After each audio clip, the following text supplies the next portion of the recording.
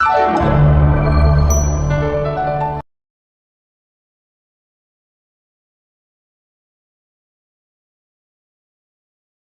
everyone, my name is Olakunle Oyawale aka Pastor Dangote. You are welcome to my channel, Rhapsody of Pastor Dangote.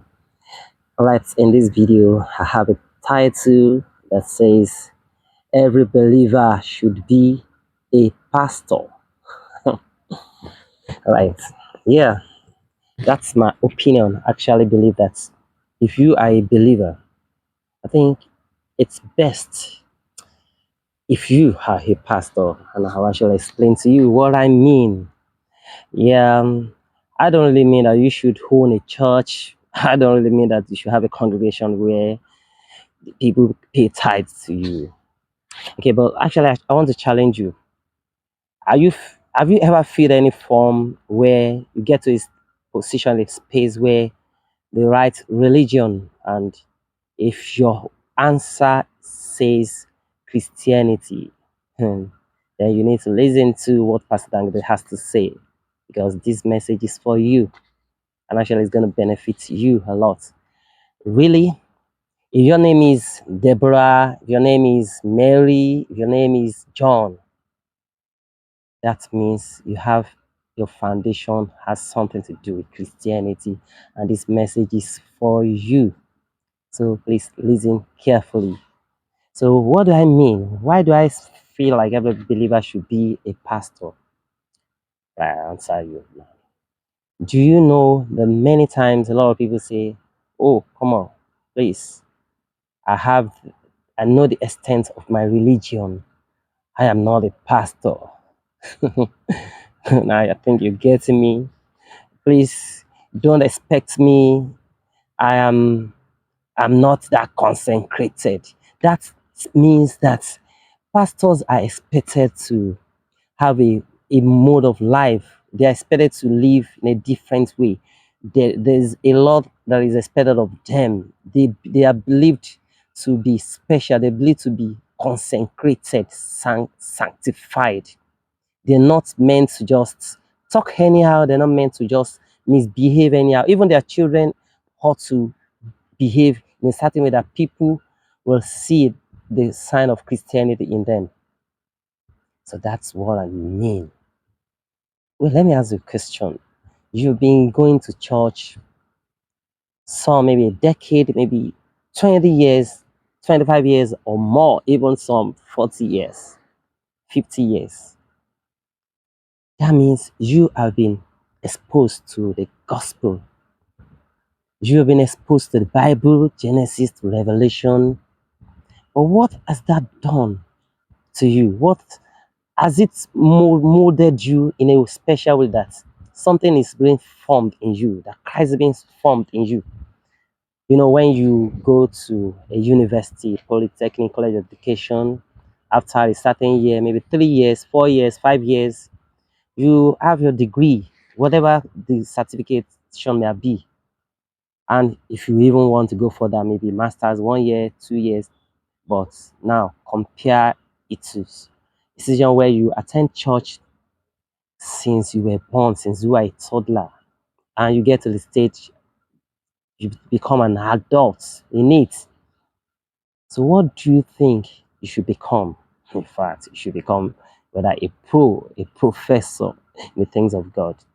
Well, so maybe what I should say is that every believer ought to be a disciple. Yes, actually, there's a difference between disciple and just the multitude, the crowd. Yeah, the crowd, they say they believe in Jesus, but their attitude is different. Remember when Jesus fed the multitude with bread, bread and fish? That's a um, complete diet, carbohydrates and protein, bread and fish. They were fed.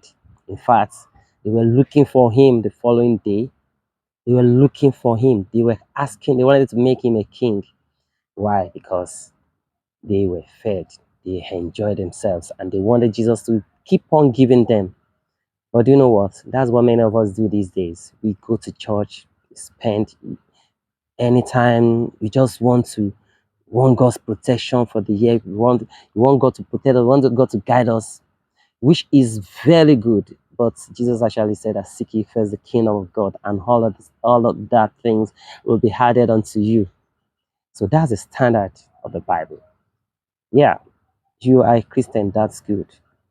I'm not actually saying go and become a pastor, but you need to seek God. You need to be deep, because actually, eventually, all those multitude that came looking for Jesus, Jesus Christ, he abandoned them because he really reminded them, said they were looking for him for what? Because they hate bread. If that's the case for you today, you're just in church. Maybe you dust the Bible, you'd go and keep it somewhere, and it's over. The day there's no, maybe the music in the church didn't go right, then you're off. You feel like, no, church, I didn't have a good time today. You feel like, let me just go and have a good time in the clubhouse and something else. That's because you're not a disciple. If you are a disciple, you will not be looking for what you get. You will be seeking for God, because you know that it's more than a desire, a relationship. You know, if you are a disciple, Jesus will take you to other places. Jesus will take you to the inner rooms where he will commune with you, where he will wash your feet, where he will not just feed you, he will feed you with spiritual food, but even much more than that. So that's my message to you. Actually, I just believe that every believer ought to be a pastor. Yeah, I feel you should be a pastor. And what that means is that be serious with your Christianity. It's time to be serious with God. Please, all these years you've been going to church, please let it begin to form something in you. You should be able to be a pastor for your children. You should be able to be a pastor for your wife. By the time you return back to your hometown, you should know that, yes, a man of God has returned. A man who used to be this, that has returned. When your friends see you, let them not say, oh, when they said some things before you, they should begin to look at it that, but your difference, like you are a pastor. Even if you are not, if you don't own a church, that's what it means. Every believer ought to be a pastor. All right. Thank you very much for listening to this message. Thank you very much. I'd like you to subscribe to Pastor Rhapsody of Pastor Dangote. My name is Alakule Yoli. I love you so much. Please, I want you to subscribe. I'll see you in the next video. Bye bye.